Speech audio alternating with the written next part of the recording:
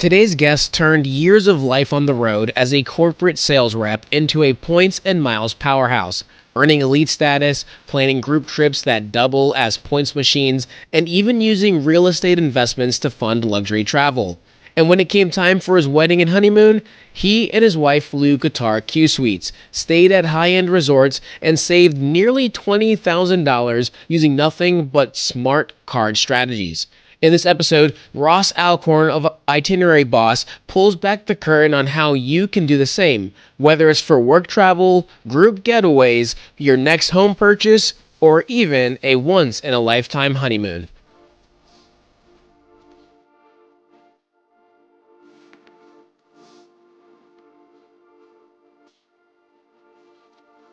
Welcome to the Revolutionizing Your Journey podcast. My name is DeAndre Coke.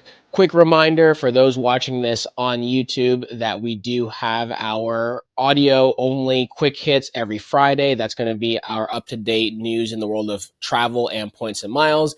And for those listening to this in audio, that we do post every single episode in its entirety to YouTube as well. We have a fantastic host today. I want to welcome Ross Alcorn to the show. He's the host of the World Travel Made Easy podcast, a plethora of knowledge in the world of points and miles, and just a great guy in general. Ross, welcome to the show. Hey, DeAndre, thanks for having me on, and really looking forward to providing your audience a bunch of value and hopefully a couple laughs. Absolutely. I'm looking forward to it as well. So let's just have a little bit of background, right? I always like to start that way. Tell us a little bit about yourself. Where do you live? What do you do for a living? And then how did you get into the points and miles world in general? Yeah, so I live in Charlotte, North Carolina. I actually have a company called Itinerary Boss. So I focus on working with creative entrepreneurs and business owners on helping them maximize their points and miles, leveraging their day-to-day business expenses.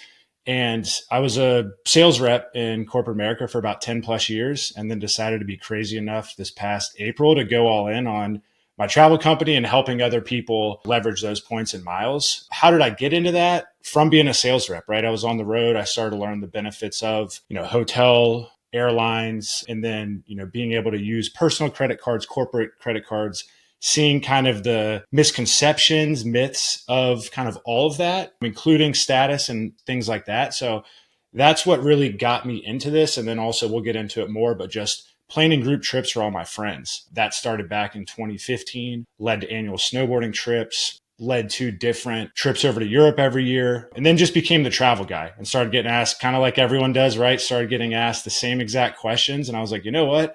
I really should help people. And that's what brings a smile to my face. So here we are. That's awesome. And I understand those questions as well, because I feel like the questions that we're commonly getting asked always are something about points and miles, credit cards. What should I do in this space? Which honestly, as an advisor, what attracted me to this world was the fact that clients were always asking me like, hey, what credit card should I get? I want to travel more, et cetera, et cetera. And that's what allowed me to go down the rabbit hole on this. But then also once you start being known as a person loving to travel, the question people always ask is, where's your next trip? Where you're going? How are you doing it? So I completely get that 100%. So Ross, when you first started to unpack this world of status and points and rewards, what were some of the first elite statuses you earned, or was it purely through points that allowed you to kind of elevate your travels? How did this change your travel experience altogether? Yeah. So when I first started traveling, I was a sales rep, and it was mainly learning, getting started out with the different loyalty programs. So just signing up for free. I think that's one thing I always recommend. If you're just getting started out, sign up for free because, right, you can stay at Hilton, Marriott, Hyatt, others. And also just thinking about where is your hub for where you're flying out of. So that's what I did. Is I was living in North Virginia, right outside of Dulles at the time. And I was driving. I was staying at about hotels 4 to 5 times a week.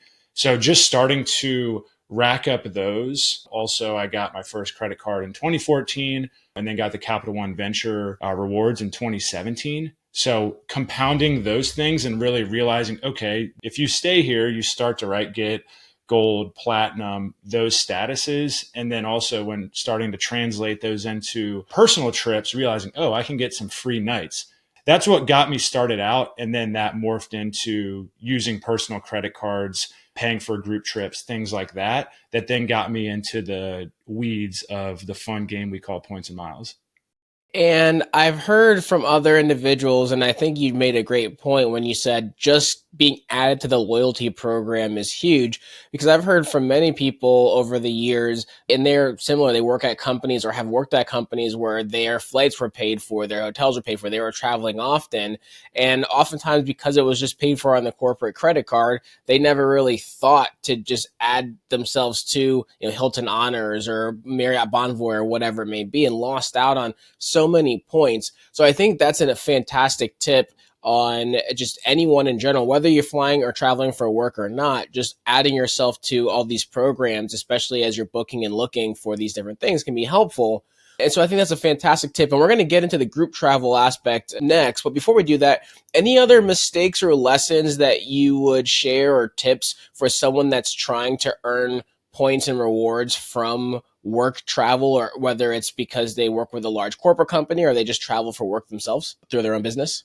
Yeah, great point. And so I was in two different situations, right? I was, like you had just mentioned, I was traveling a lot for work. I had the corporate green Amex card because, I was part of a bigger company, but I signed up for those different loyalty programs because luckily I had a lot of people who had been road warriors for 25, 30 years who was like, hey, sign up for these. I don't think they knew exactly what they were doing because none of them stayed at Hyatt's. That's the one lesson that I wish I learned. I didn't realize the value of Hyatt until about 5 years ago, but I was staying in Hilton and Marriott. So I think that's really important. Yeah, those stays led to 3 free nights when we were over in Germany for Oktoberfest, as well as for Berlin. So I was able to cover 6 nights for free with a couple of my buddies going over there.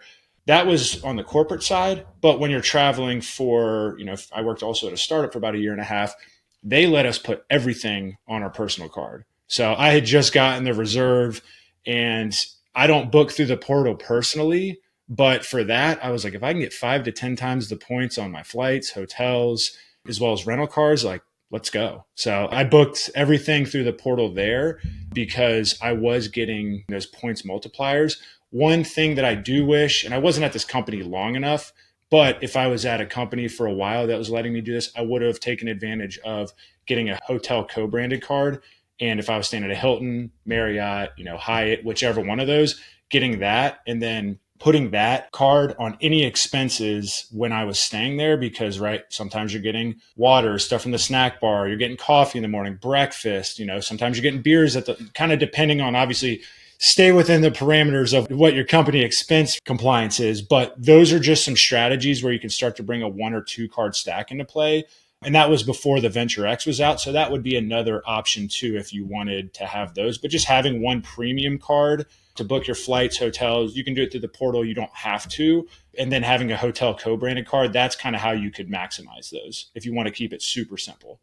Fantastic advice, Ross. And I think you added a lot of tidbits there that are just helpful for individuals to know, okay, how can I keep this? How can I grow in this space, but also start simple, which I absolutely love.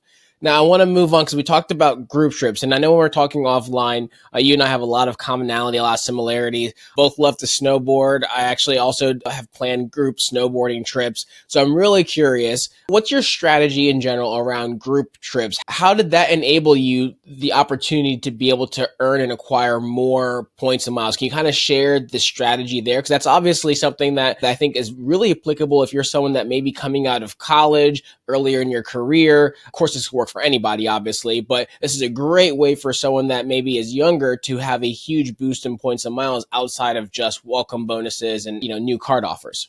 Yeah, no, great question. And this is really what got me started. I would say, obviously, the work travel helped with the loyalty programs, but I think just understanding the power of travel, the memories it creates, it's not all about cost savings. It's really what you mentioned, right? It's planning those group snowboarding trips. I think really no one in their 20s who is a guy wanted to plan a trip and have to deal with their other friends and trying to get, figure out, okay, who's going to book this? Who's going to pay for this? So for me, since I already was, really good at, for my sales job, building out territories for the Mid-Atlantic, I understood the logistics that went into all of this, and it kind of came second nature to me. So for me, I just went on one snowboarding trip and was like, people started hitting me up, hey, I want to go out west. So that then led to our first trip. When I was getting ready to book that trip, I did open up the Capital One venture because I was traveling a lot. was able to earn that welcome bonus, was able to then, right, put all the Airbnbs on that, was able to then, if we did anything like snowmobiling, before other people knew the value of points and miles, I was also able to get the groceries, right, the dinners. So I was racking up all those. Unfortunately, over the years, people started to get smarter and they started to get the Amex Gold. They started to get the others. So when we got to the grocery store, everyone was kind of boxing each other out to, slap their card down. But that really taught me the value of, okay, this is how much I can acquire from a points and miles standpoint, but also that put a huge smile on my face because every single year it was like, all right, where are we going next year? And then we just started to dot out where in North America has the Epic or Icon Pass.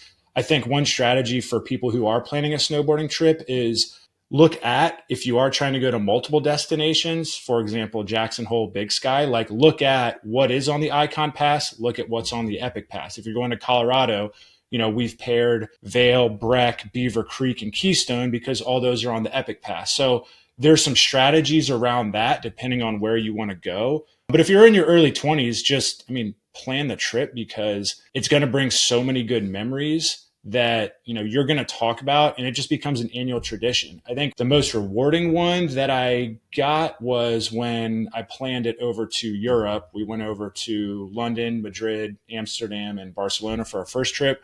And I booked all Airbnbs, all tours. I think I got the flights too on that one. So it was like, I was getting a lot of points there. So I pretty much covered everything for everyone. Then the next year, I think people got their own flights. But that's a ton of money. And you're just racking up those points. And depending on where you're at in your journey, like that's a great way if you aren't spending a lot of money on expenses. If you just maybe have rent or you just have like small bills, that's a great way to start building credit. Obviously, if you're paying off the cards. And also getting a lot of points and hitting those welcome offers.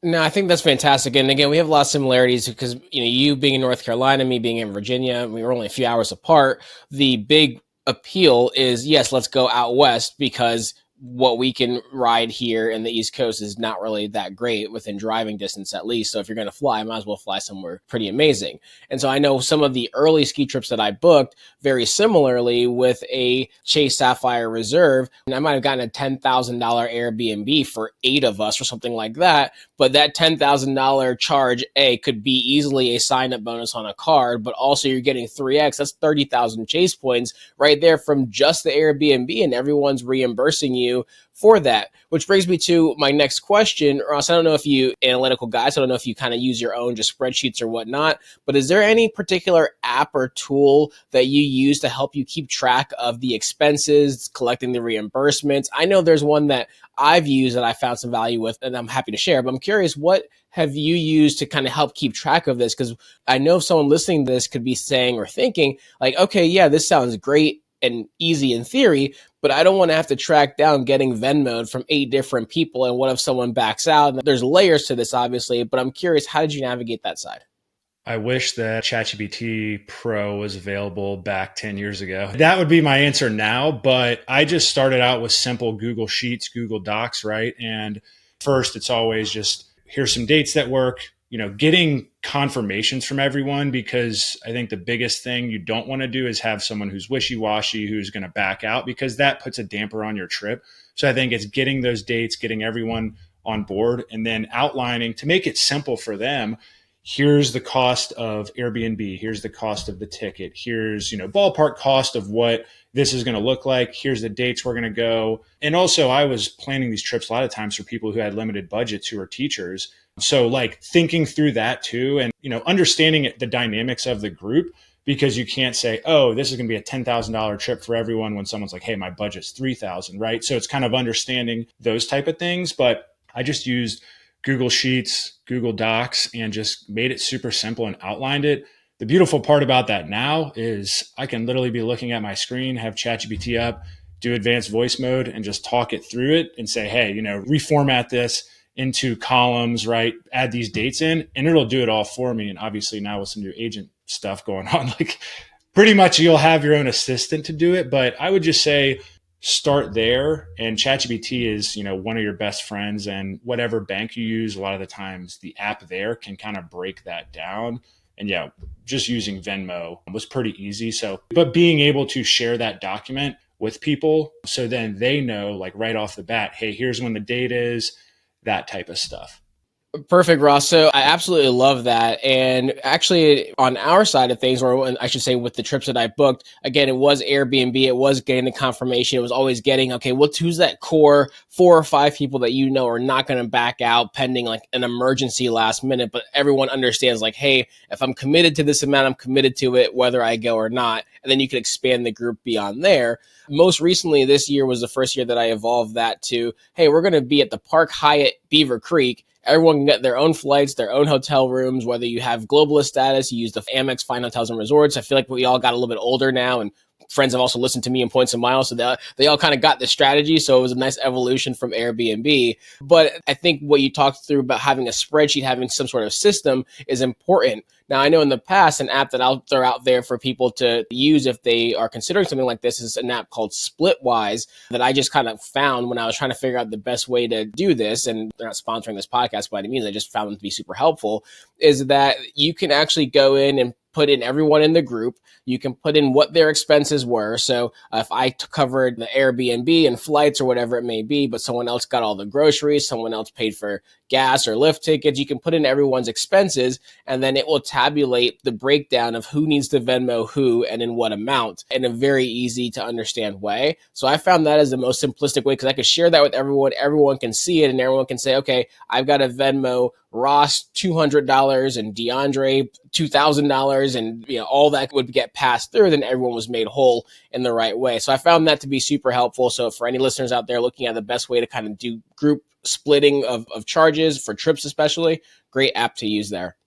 Well, I love what you're doing now too, going like to Points and Miles hotels, because sometimes too, as you get older, right, people start to have kids. Like I feel like we're hitting that phase of life where schedules get tighter. So I may want to go right on snowboarding for 7 days and, do 5 days and have some rest days. Someone else may say, hey, with my limited schedule or PTO or this, like we only can swing 4. So that gives you the flexibility too.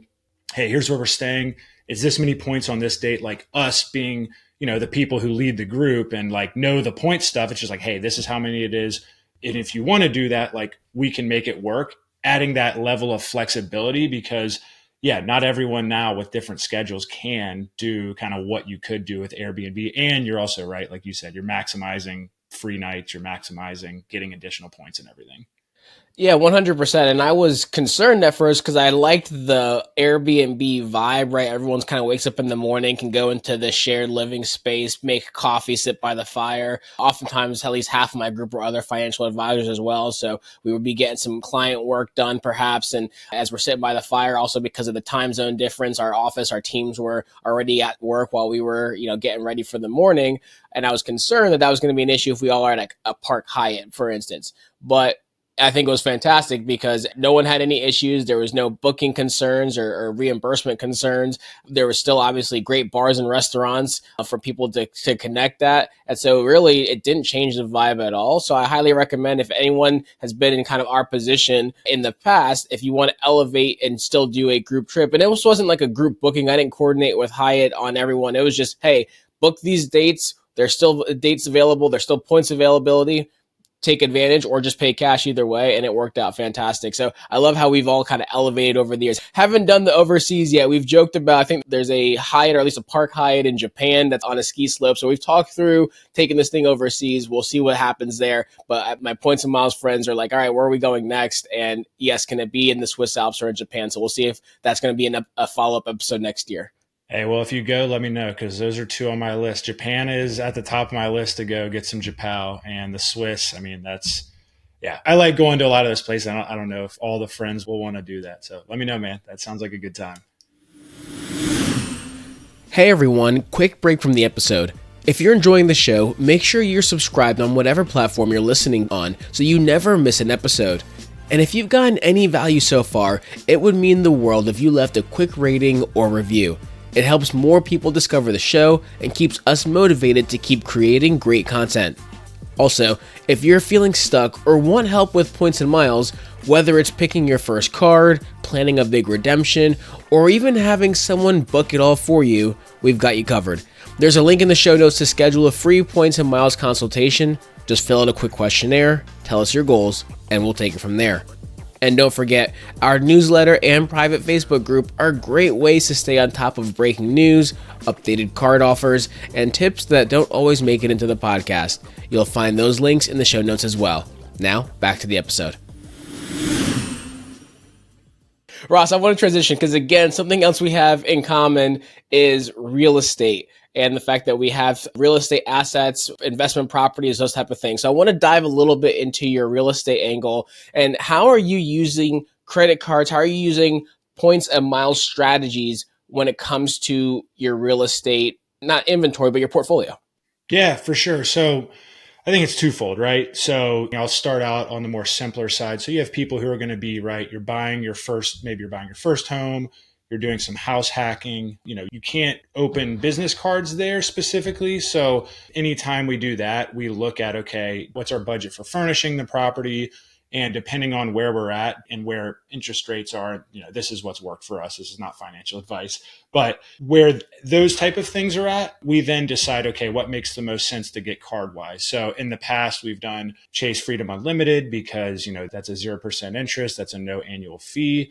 For example, last year when we purchased a home, we also had just gotten engaged. We're in the process of planning a wedding. So like having all of that and just, bought the home with the down payment. So it's like having all of those expenses all at once, having that 0% interest for a certain amount of time, depending on what the offer is, gives you some of that breathing room. So that's one that I like from a personal standpoint.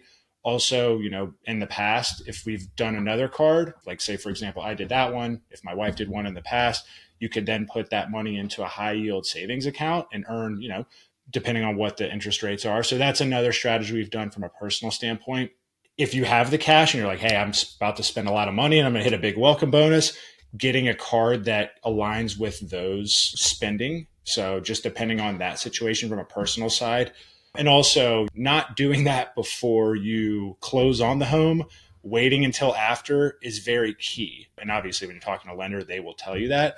But that's a good strategy. If you aren't opening a new card, say you don't fall into that bucket because you opened one recently or you just don't want to open one, looking at the card that you have that might have different multipliers for, places like Wayfair, Home Depot, Thumbtack, like other places that are around furnishings. Those are some strategies on the personal side.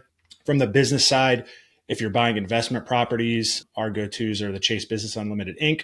or the cash, just because, I like the no annual fee.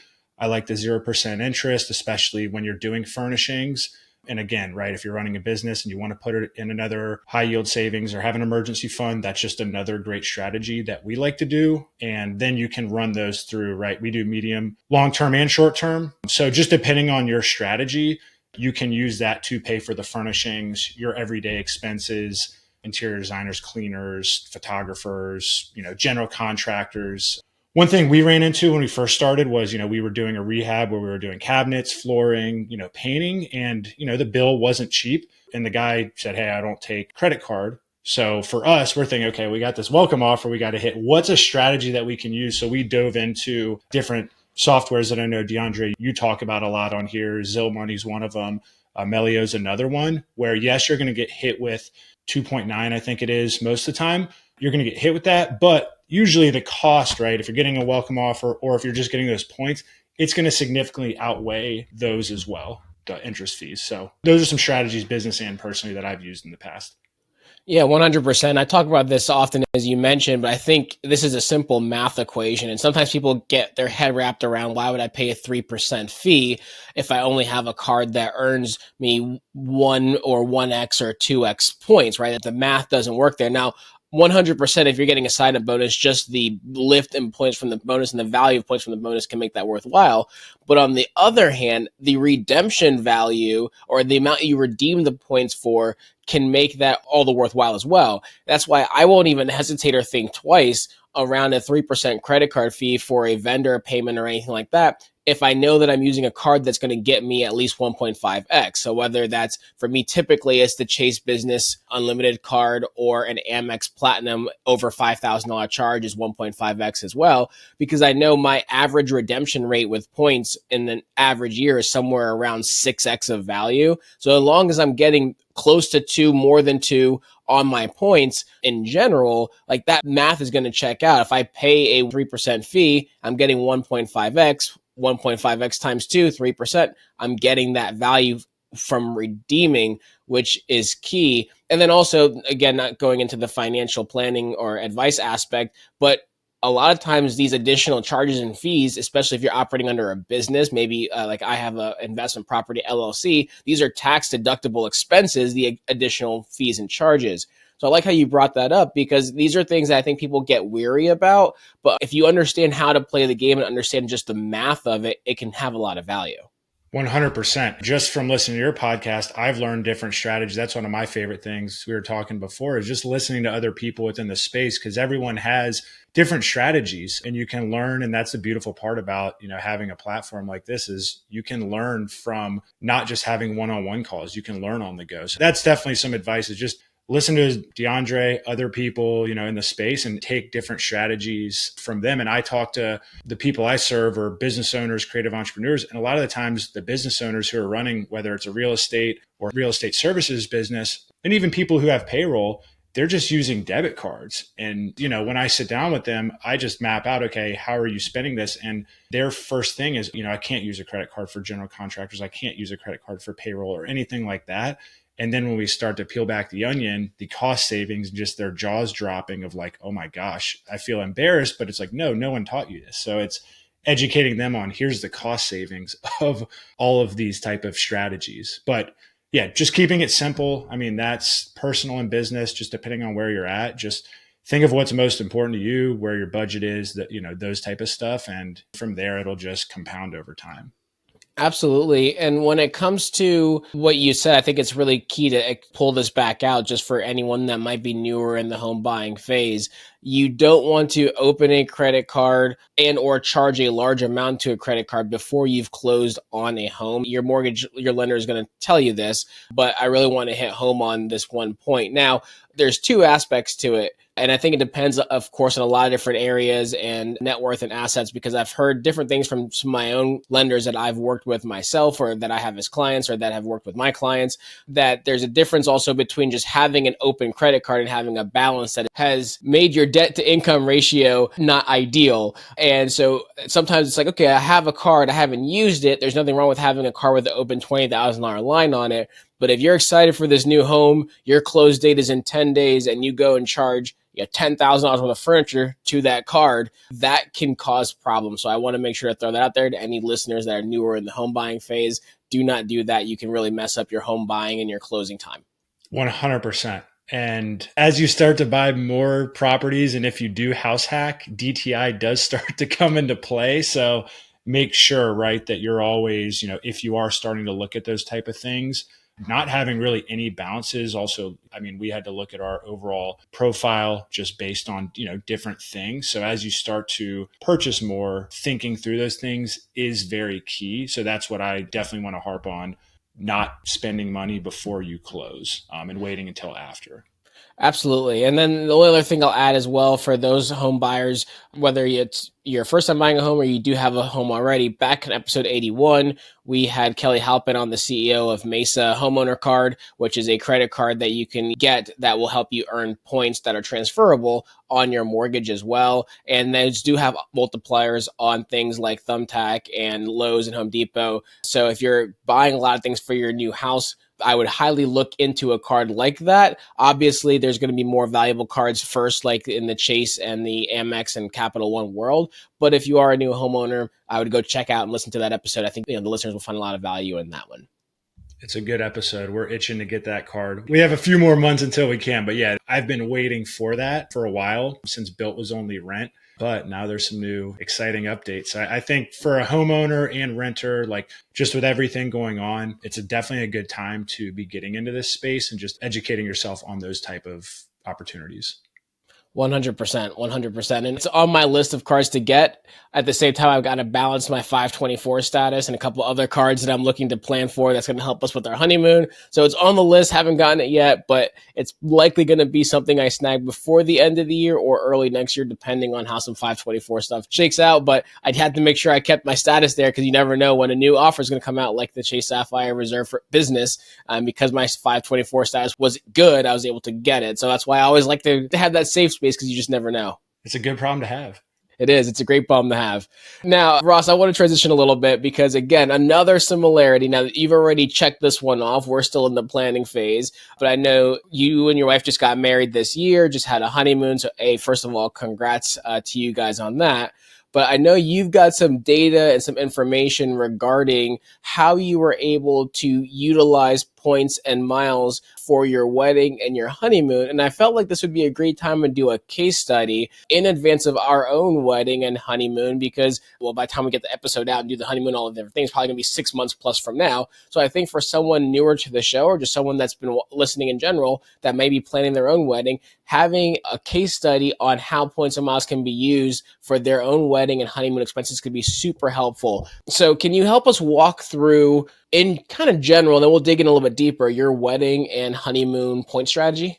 Yeah, absolutely. So I think it goes back to kind of, and I love how this episode has gone because your people are seeing the progression. So it wasn't just, hey, we got married at the end of March, our honeymoon was April, in December of 2024, we started to plan this out. No, this was more of a longer process. So if you don't have, I think what I've learned now is when you do have business expenses, you can start to, right, over time, combine your business points that are earned with your personal points.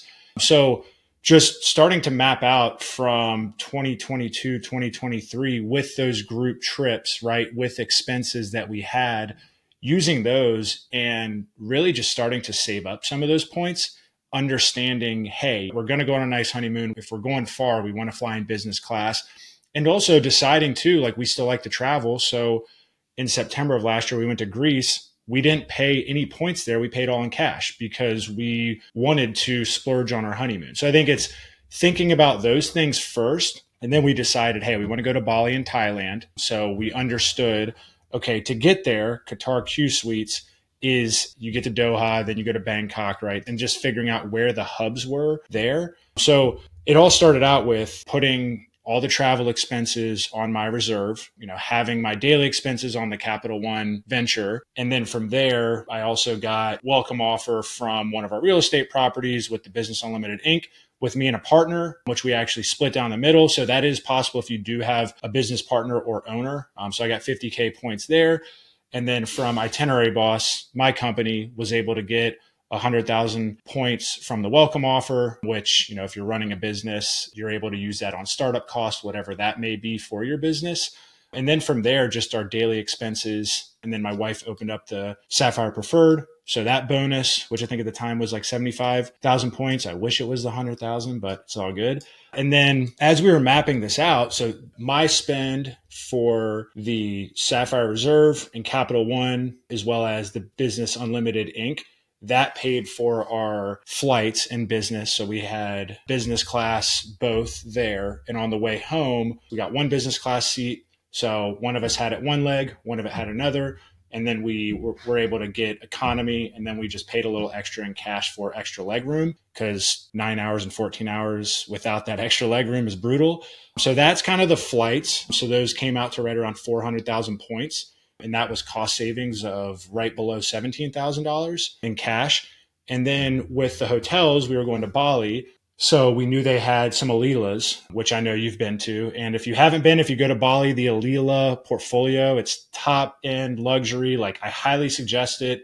The Abood is amazing. We did pay for cash there just because the cents per point honestly didn't make a lot of sense. And we wanted like the villa and they only had I think it was just the standard room. So we wanted like the Valley View villa.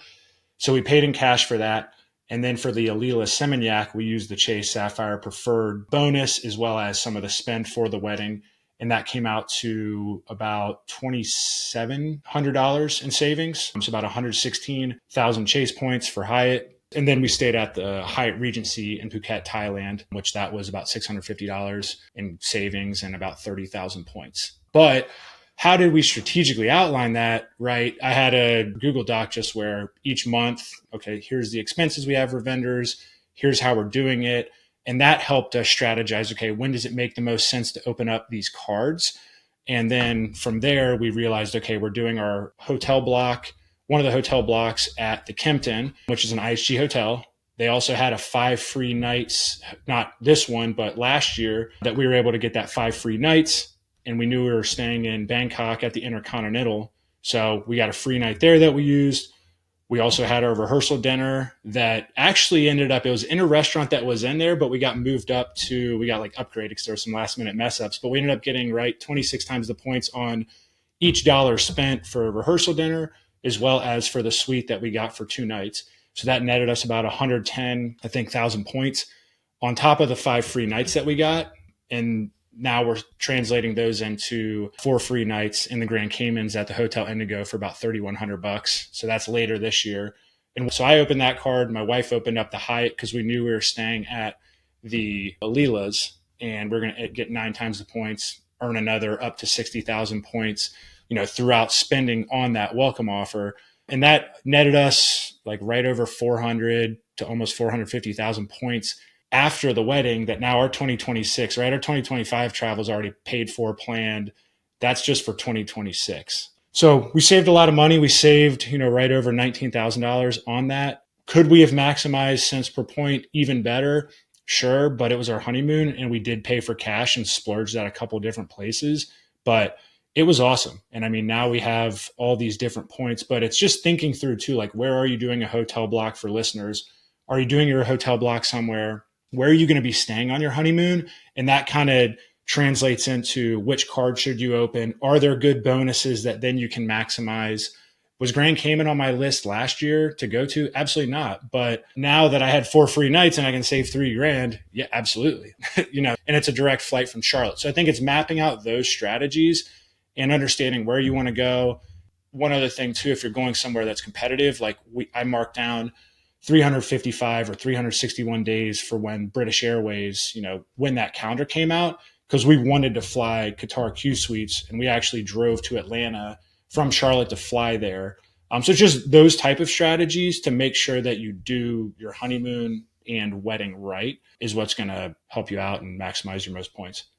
I love that. And I'm curious, for your wife, when she was your fiance or even your girlfriend before, was she an eager and willing player too? Did it take some coaxing when you're like, hey, I've been in this points and miles and credit card strategy game? Was she hesitant or was she all in from the get-go? What was that experience like? Because I think there's a lot of people that they're listening to the podcast and there's like, yeah, my spouse, my husband, my wife, they're like, I don't know about this. Seems like a little bit of a game, X, Y, and Z, but obviously we know it's not. And that's why ideally one of the reasons why I'm here as well as someone who is a financial advisor, to kind of create some legitimacy behind this world, because I have licenses and liability for the things that I say, even though I'm not operating as an advisor or fiduciary in this podcast. But I'm curious, what was your wife, her experience or her eagerness to be in the P2 world? Yeah, at first it wasn't, hey, we got to go open up all these cards. It was just showing, here's all the travel that I've done. Here's, all the points I've racked up. She actually started traveling a good amount for work. So she started to realize, oh, I'm getting upgraded on, to first class in American while Ross is back there because he doesn't travel anymore for work. So like those type of things where she started to see a lot of the benefits, right? The loyalty programs, and just realizing like, hey, I could maximize these. And once we started to have trips that, we were able to pay for using those and seeing those cost savings, it just comes down to trusting. And obviously, when you have a travel company, it's a little bit easier than if you're just doing it, but it was pretty easy. And it was just, hey, which card do we do? And also going and saying, hey, here's the value we're going to get out of this. And this is what it's going to help us with. And if someone does feel overwhelmed, not being like, hey, we got to go open 25 cards, right? It's like, no, let's just use these specific ones and figure out what's best for us. It definitely wasn't a hard sell. It was just more this is what I'm going to do. This is how, right? If you're overwhelmed with any of the mapping all of this out for the wedding, like I'll take care of that. That's my job, right?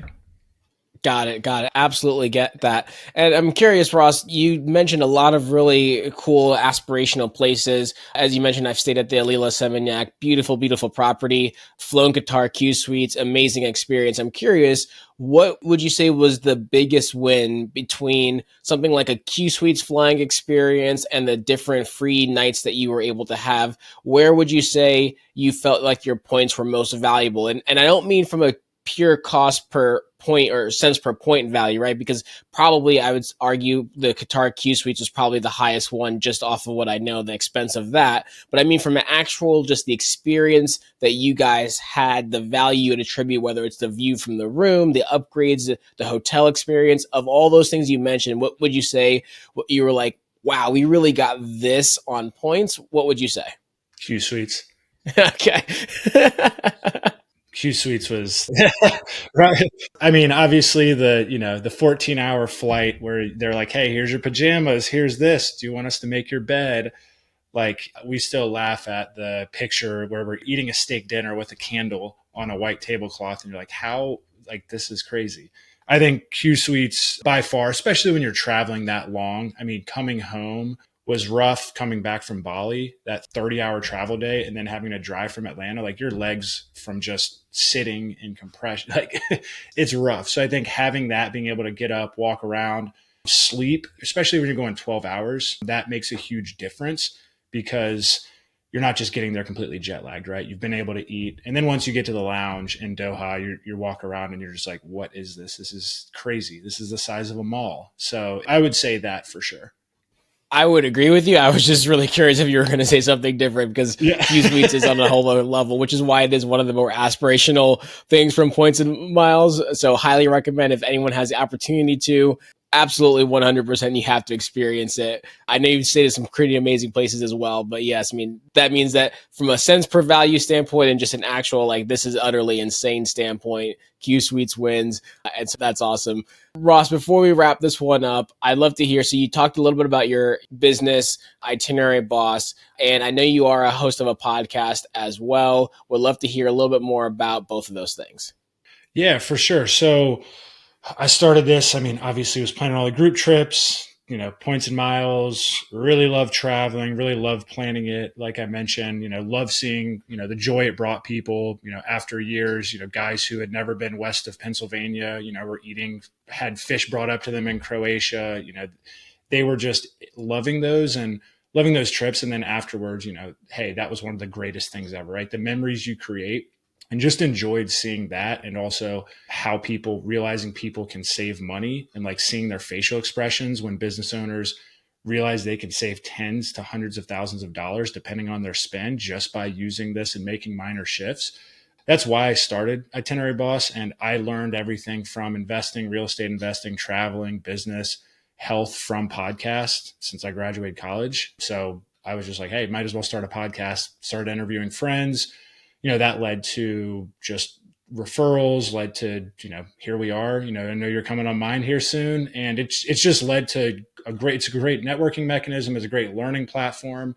And for me, business owners realized, hey, I was a entrepreneur getting started once, didn't know how to navigate all of this. So being able to help other people as well as people who are established business owners, because a lot of the times they are the most burnt out people, right? They're working so hard and they're not getting just value out of the spend that they're doing. So, I mean, travel's brought me a lot of, different just positives from a health, wellness, business standpoint, relationships. So it's really just kind of educating people on, hey, here's how you really can use your spend to go make great memories with your wife, with your kids, with family, whatever that may be.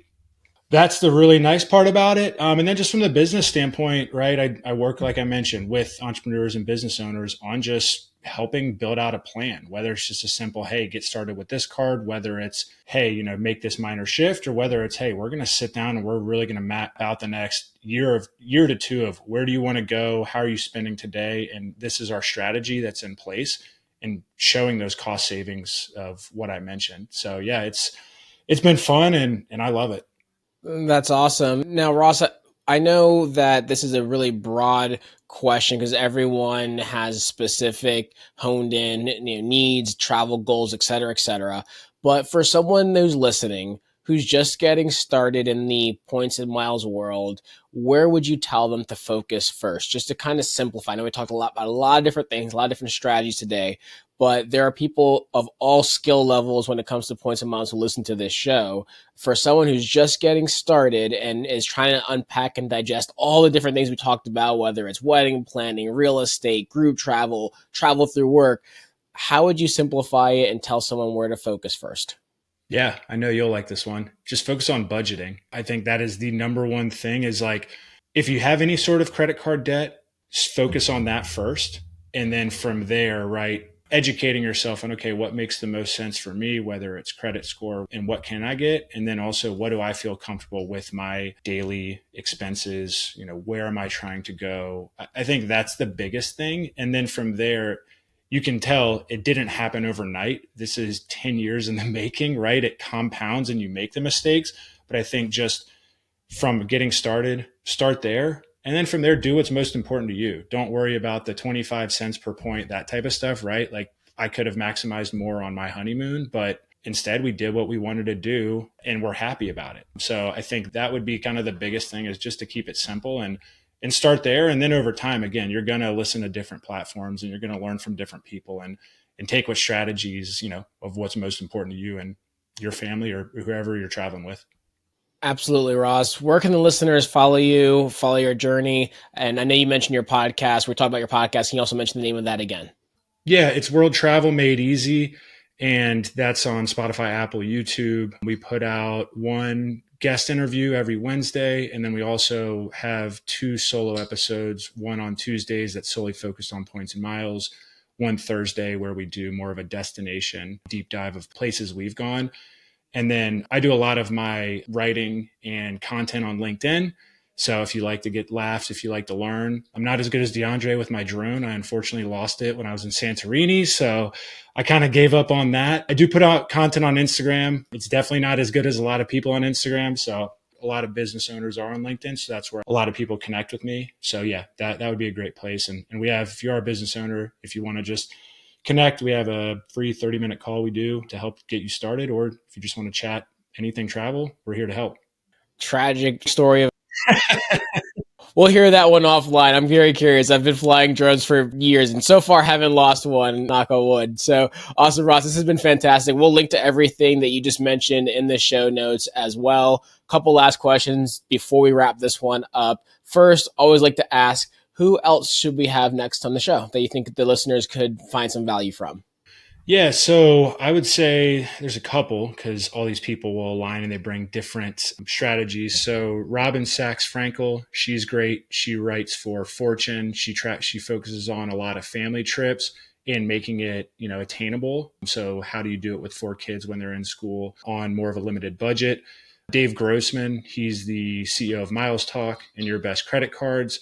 He's a wealth of knowledge. He speaks at a lot of the bigger events. So would highly suggest connecting with them. And obviously I'll make the connection for you. But yeah, they'll be two great guests that have come on mine that'll provide a lot of value for your audience. Awesome. I love that. Ross, any final thoughts before we wrap this one up? No, man. Congrats on the upcoming bachelor party and congrats on the upcoming wedding. It's fun and enjoy it. And I know you guys' honeymoon's going to be awesome. So just, enjoy the process. I will absolutely do that. Absolutely appreciate that. Thank you so much. And thank you, more importantly, for being on the show today. It's been an excellent wealth of knowledge. I think we hit on a few different areas, which were fantastic, from how to embrace points and miles, or level up, I should say, from a corporate or work travel standpoint, where real estate, whether you're a real estate investor or first time home buyer, how that can help within the points and miles standpoint. And then, of course, I think the case study with how you and your wife were able to use card strategy and a point strategy through the normal expenses of just having a wedding to turn that into having an incredible honeymoon with outsized value with lower out of pocket expense. So thank you so much for being on the show today. Yeah. Thanks for having me, DeAndre. Appreciate it. Absolutely. For the listeners out there, please make sure to connect with Ross. And as always, if you enjoyed this episode today, be sure to follow us on all the social media channels, sign up for our newsletter. We have the private Facebook group. You guys know the drill. Also, don't forget to like, rate, subscribe, tell a friend, share this out there. If you know someone that's getting married soon, someone that's looking at buying their first house, or a real estate investor, or a business owner that's not capitalizing on their points and should connect with Ross, be sure to pass this one along. And as always, we will catch you on the next episode. Take care, everybody.